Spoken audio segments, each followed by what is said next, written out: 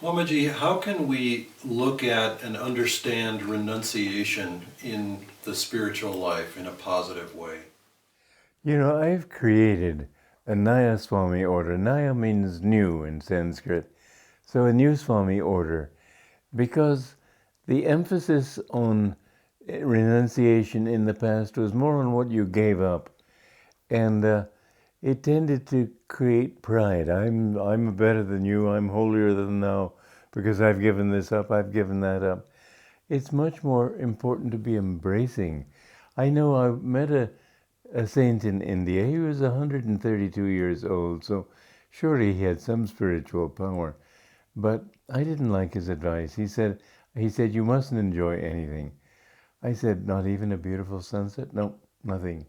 Well, to me, that's a very dry path. It may be a valid path, but it isn't what my guru taught. He said you should learn to enjoy everything with the joy of God, so that in that case you can even enjoy unpleasant experiences. You can enjoy your test. You can enjoy everything, because as Saint Teresa of Avila said when Christ said, "This is how I treat all my friends." She said, that's why you have so few. That was a sense of humor. She could enjoy it. We need to have that ability to feel pleasure in everything. So I think that joy is necessary. Swamiji, just going back slightly, you used the name Nayaswami. What is a Swami? A Swami literally is one who is one with himself, who has attained the swa, the self. That is not usually, in fact, you don't even need to have a title if you're not affirming something, and you don't need to affirm what you've already accomplished. So really usually it means somebody who's struggling to reach that state. So a Nayaswami is somebody who is trying to achieve that state of the oneness with God, and we have the color blue as opposed to orange that is traditional, because in India, the Swamis they always, as a rule, wear orange. But orange is the color that highwaymen, uh, workers on the highway use so that you will avoid them. You'll see them. It's saying, look at me. I am this. It feeds the ego, and I've met an awful lot of egotistical swamis, I have to admit, in India. So my idea of the new renunciate order is not the outer rules that are so important, but the inner renunciation and the embracing God's love, and doing it because you love God and not because you reject the world. The renunciates who reject the world become prune-faced. Okay. We want to have renunciates who are beaming with joy. And in fact, that is the true Swami. A Swami is a happy person. He's not attached to his body any longer. He doesn't think in terms of all that he's given up and all the woe of it and the difficulty of it. He's saying that I love God and nothing else matters to me. So this is the Nayaswami. And we have stages up to that, beginning with Pilgrim, one who says, this is the path I want to follow. But it's a gradual path. It's not something you can say, from now on I'm this. You are trying to change your whole personality over from ego-centered to God-centered. You can't accomplish that overnight. You have to admit that you can't accomplish it overnight. There's no point in pretending. But a Nayaswami is one who is absolutely dedicated, and one who takes up the pilgrim vow is one who says, this is what I choose to do. This is the direction I'm going to go. He may have many things to work out, but this is what he wants to do. And mind you, failure doesn't mean failure. A slip is not a fall. If you just say, I haven't yet succeeded, and keep trying, you're fine. But then we have brahmacharya, somebody who gives himself conditionally to this, absolutely. And then we have the Nayaswamis. And people who are married can be Nayaswamis too. If they have given up the thought of I and mine, if they've given up sex attachment, sex indulgence, if they have given up the thought that they own anything, that everything is God's, then they can be as much sannyasis as a sannyasi. A true Swami is one who's inwardly completely non-attached. So this Nayaswami order embraces traditional values like celibacy. It does indeed. You until you can overcome the desire for sex, you can't be free. You're still stuck with the body. I have a private test of this that I don't know if it's valid or not, but I know if people try to tickle me, I don't react at all. You can try tickling my feet. Try it. Tickle, tickle. Yeah, I just don't. I feel it, but it doesn't make me. You can tickle me here.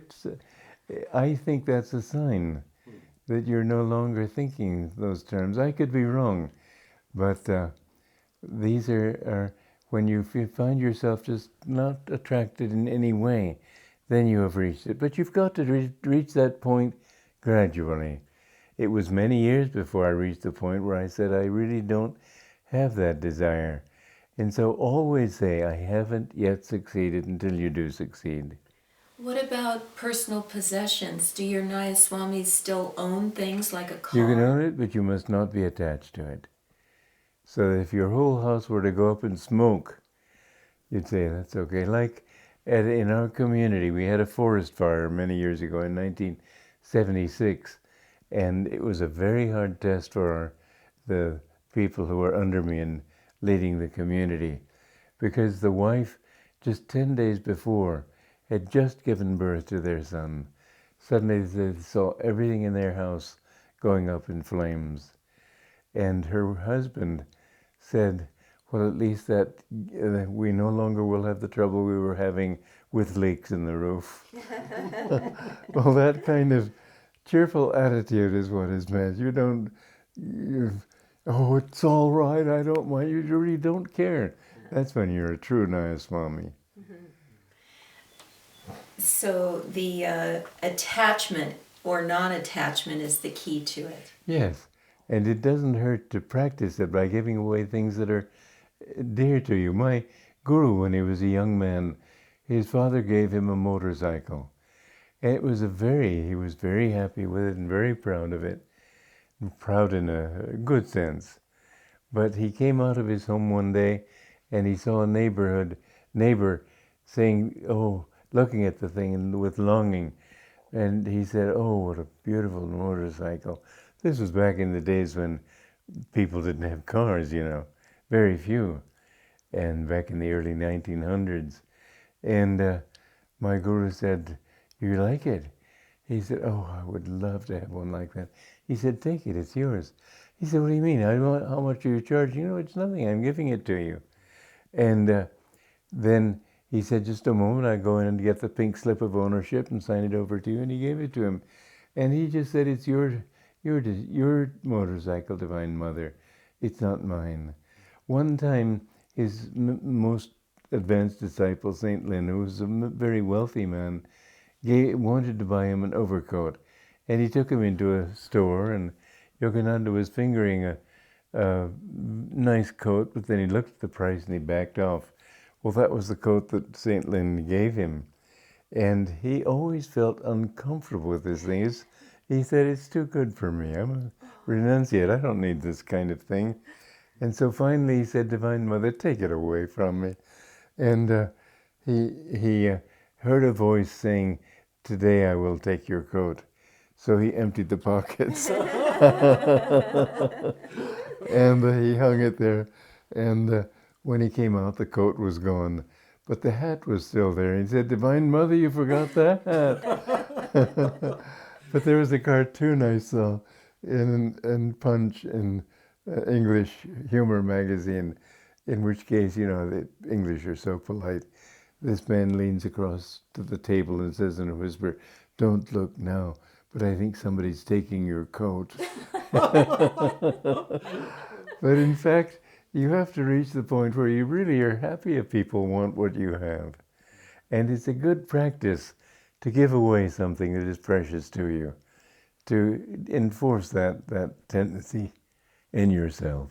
Jesus said it is more blessed to give than to receive. More blessed because there's more bliss in it. You will be happy if you're sharing with other people. And so this Nayaswami order that you've created, how many people now are part of it? Well, I think it's several hundred, about 800 maybe, I'm not sure. But we have people on all levels of it. And it's really, many renunciates have given their life, many householders have given their lives more completely to God because of this. It's not an excuse. It's a way of dedicating your life more perfectly to Him. And I feel that it's a very wonderful thing to do. You know, in the Swami order, you're supposed to not develop attachment, therefore not stay in one place more than 3 days. You're supposed to always never stay in one place more than 3 days. You're supposed to walk on the highway. Well, today, if you walked on the highway, you'd be likely to be knocked over by a car or asphyxiated with fumes. Swamis themselves usually have some house, some possessions. It doesn't mean not having possessions anyway. But in this age, where we're in an age of energy, it is possible to think in terms of renunciation as an energy thing, not just an outward rule that you observe. And this is what the Nayaswami is finally. It's the inner spirit of it.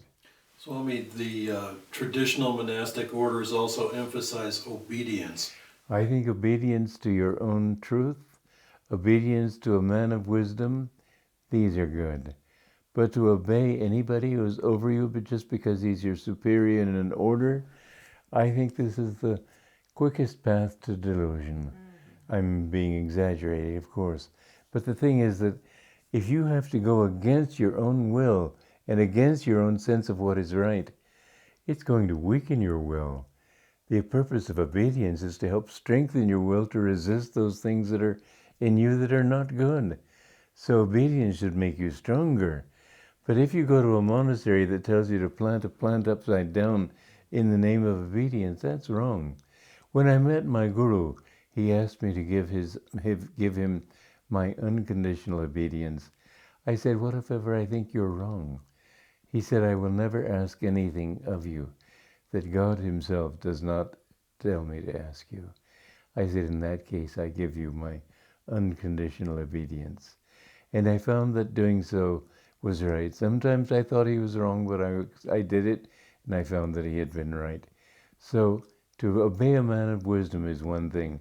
To obey a fool is another.